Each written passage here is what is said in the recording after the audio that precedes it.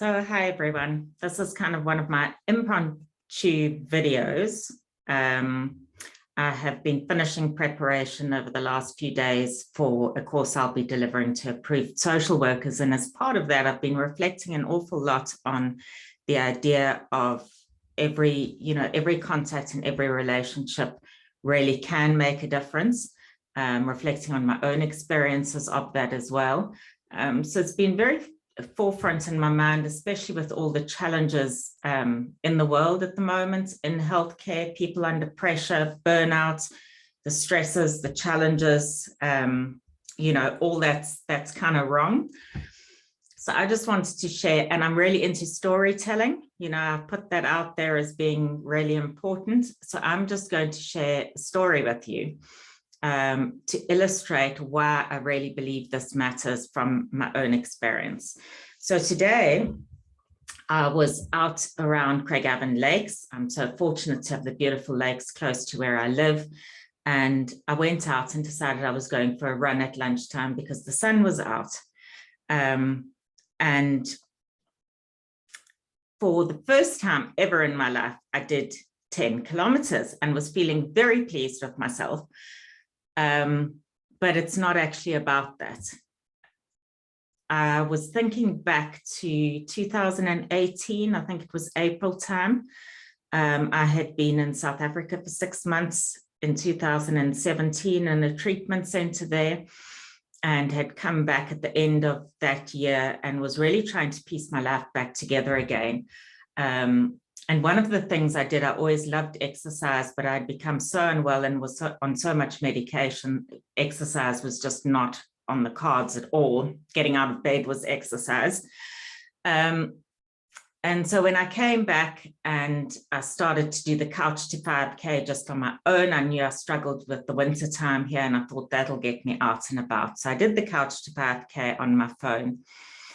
And, in all the years that I was unwell, when I'd lost my marriage, my job, my children were on supervised access, really just a bad time. I would have had to go up every day to the chemist because I was on daily scripts.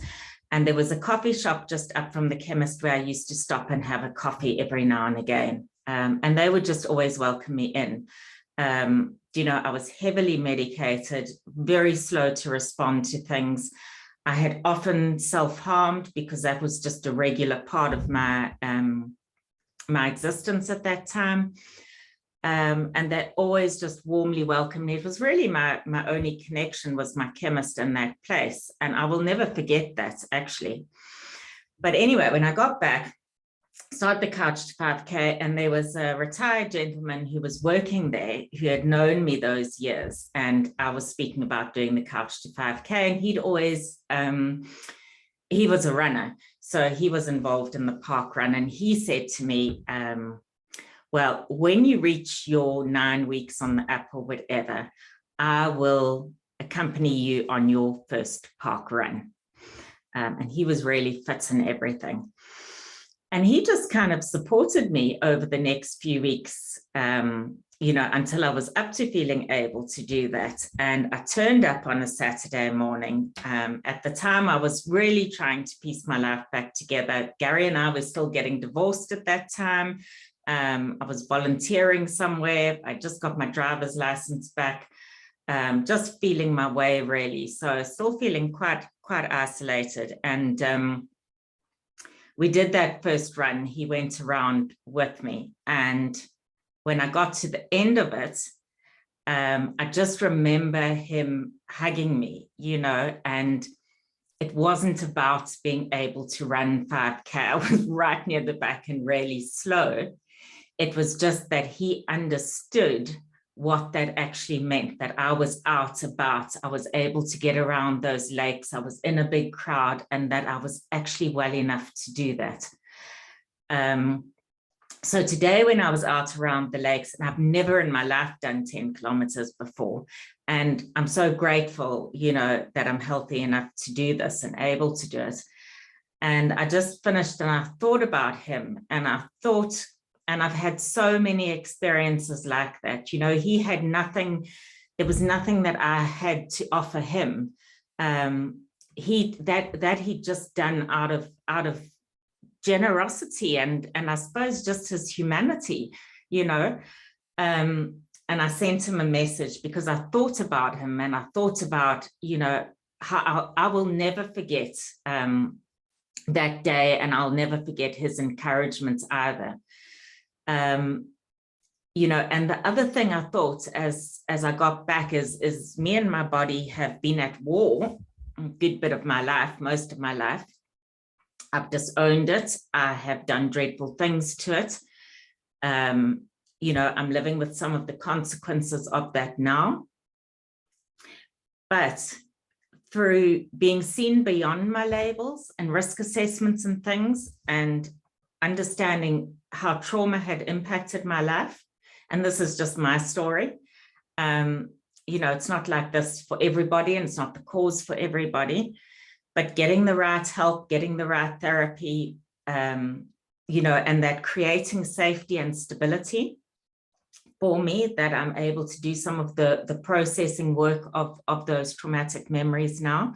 And that safety and stability has been so important. But in fact, with that has opened up a, you know, I suppose the depth of things that can be quite challenging as well as you're navigating life as it is. But I was running around and I thought, this body that I've warred with has actually enabled me to go around these beautiful lakes. It's allowed me to feel the wind on my face, the warm sun shining down on me, hearing the water, you know, the winds with the storm, just hearing that water lapping, seeing just all that was around me, and knowing that I could connect to that, you know, I had that sense of that, and that in fact it's my body that allows me to do that.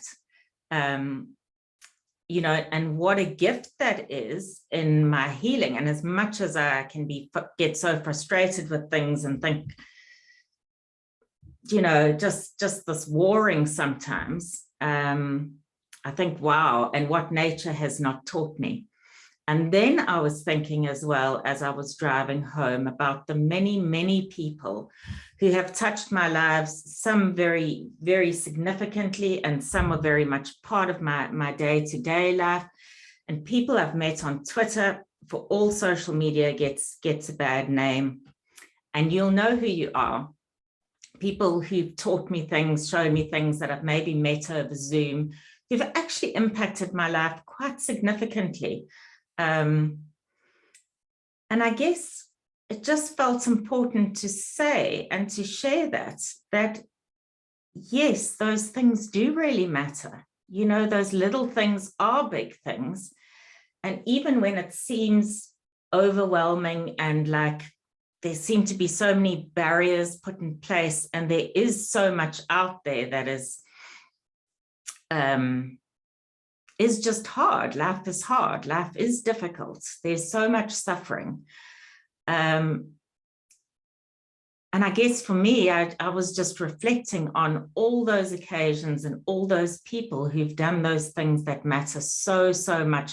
And I've left Dr. Karen Treisman, who I really look up to as someone who models, you know, that kind of walking the talk.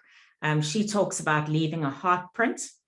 And sometimes, you know, when we've been badly hurt and we have so many defenses up around us and armor, you know, allowing those in and just realizing how many heartprints have been left by people, and where I can, I've shared with people about those, because I think it's important we tell people as well, because gratitude isn't just about something we feel, but it should come out in our expression of how we are in the world. So I guess I just wanted to share that. I'm thankful for that. I'm thankful for all of you who have supported and encouraged me along the way. And yeah, little things that maybe you don't realize will have left heartprints on people's lives. So hopefully that'll be an encouragement. Check in again soon.